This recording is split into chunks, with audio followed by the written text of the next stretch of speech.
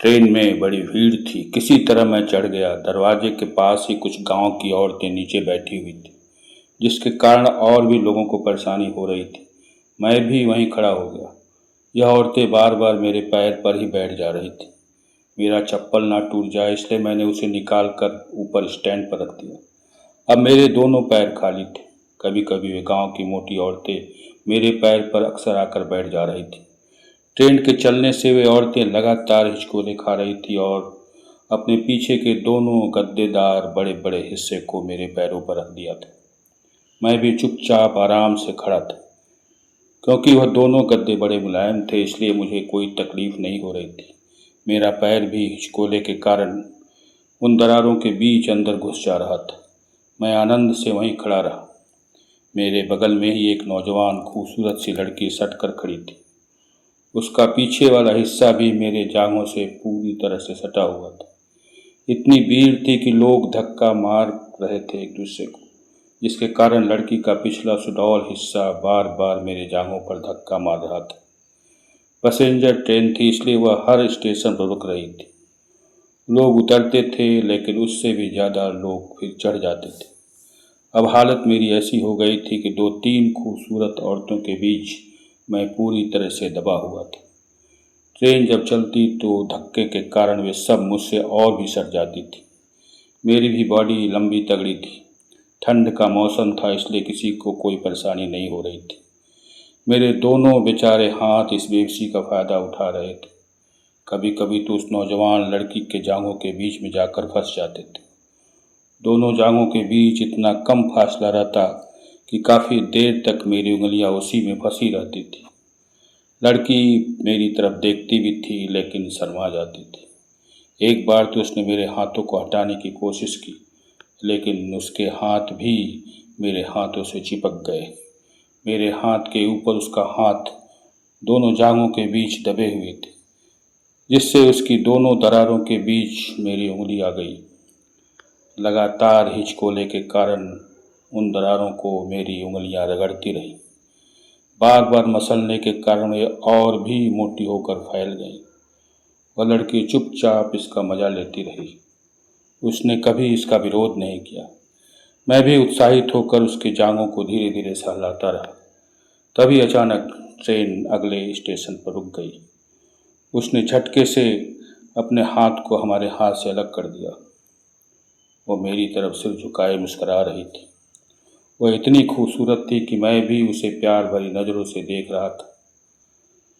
जब हम दोनों की नज़रें मिलती तो वह शर्म से झुक जाती थी और मुस्कुराने लगती थी। इस तरह धीरे धीरे हम दोनों के बीच और भी स्पर्श बढ़ गया और भी हम सट कर खड़े हो गए। उसने धीरे से अपना चेहरा भी मेरी तरफ कर लिया। अब हम दोनों एक दूसरे के प्यार भरी नज़रों से लगातार देखे जा रहे थे। वह मेरे सामने खड़ी थी लेकिन भीड़ ज़्यादा होने के कारण उसकी दोनों मोटी जांघों के बीच मेरी एक टांग फंसी हुई थी। भीड़ इतनी ज़्यादा थी कि उसने मेरी जांघ को पूरी तरह से दबा लिया था।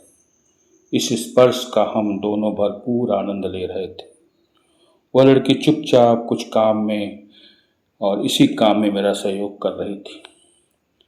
तभी अचानक दूसरा स्टेशन आ गया और ट्रेन धीरे धीरे रुकने लगी।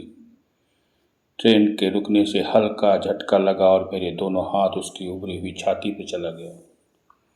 उसके उभरे हुए दोनों स्तन हिस्से बहुत मुलायम थे। भीड़ इतनी ज़्यादा थी कि हम हाथ को हटा ही नहीं सके और उस दोनों हिस्से को मेरे हाथ दबाने लगे। बीच बीच में लोग इधर उधर खसकते थे जिससे मेरे दोनों हाथ उसको अच्छी तरह से रगड़ रहे थे। इस छुअन से वो उत्तेजित होकर और भी मुझसे सट जा रही थी। अगले स्टेशन जब ट्रेन रुकी तो उसने धीरे से मेरा मोबाइल नंबर पूछ लिया। वह बैंक में ही काम करती थी और रोज़ इसी ट्रेन से आती जाती थी। हम दोनों एक दूसरे से बहुत घुल मिल गए थे। प्यार इतना गहरा था कि अब हम लोग उसी ट्रेन से रोज़ ट्रेवल करते थे। वह रोज़ मेरे स्टेशन पर इंतज़ार करती थी और एक ही डिब्बे में चढ़ती थी। मैं भी संजोग से बैंक में ही काम करता था लेकिन मेरा बैंक दूसरा था। एक दिन इसी तरह ट्रेन में बहुत ज़्यादा भीड़ थी और हम दोनों एक दूसरे के पास भीड़ में प्यार से सटे हुए थे। लोगों को ऐसा लगता था कि हम पति पत्नी हैं, इसलिए कोई इसका विरोध नहीं करता था। दोनों इस स्पर्श का रोज खूब आनंद लिया करते थे। वह लड़की भी मेरे बदन से पूरी तरह सट कर खड़ी होती थी, बार बार हमें देखकर मुस्कुराती थी और मेरे जांघों के बीच के हिस्से को अपने हाथों से सहलाती रहती थी। मैं अक्सर बहुत उत्तेजित हो जाया करता था, जिसका फायदा उठाकर वो अपने आगे वाले भाग को और सटा देती थी, जिससे मज़ा और भी बढ़ जाता था। यह सिलसिला घंटों चलता रहता था। कुछ देर बाद फिर अगला स्टेशन आ जाता था और अगला स्टेशन आने पर वह उतर गई।